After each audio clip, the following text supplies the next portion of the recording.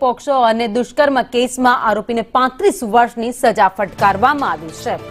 સુરતના કડોદરામાં 2021માં ફરિયાદ નોંધાઈ હતી। આરોપી કુલદીપ રામાપતિ ગૌતમ કોર્ટે ફટકારી છે સજા। નરાધમે બાળકીને રૂમમાં લઈ જઈ દુષ્કર્મ આચર્યું હતું, જેના સામે સજા ફટકારવામાં આવી છે અને આરોપીની ધરપકડ કરીને ત્યારબાદ કોર્ટમાં રજૂ કરી તેને સજા આપવામાં આવી છે। નરાધમે બાળકીને રૂમમાં લઈ જઈ દુષ્કર્મ આચર્યું હતું તો 35 વર્ષની સજા આરોપીને ફટકારાઈ છે। પોક્સો અને દુષ્કર્મના કેસમાં આ સજા સંભળાવવામાં આવી છે।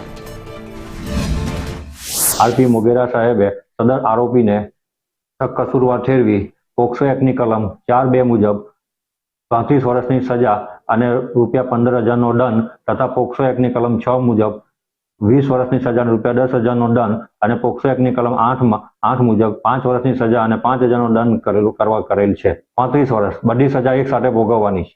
35 વર્ષ મેક્સિમમ સજા 35 વર્ષ કરવામાં આવેલ છે।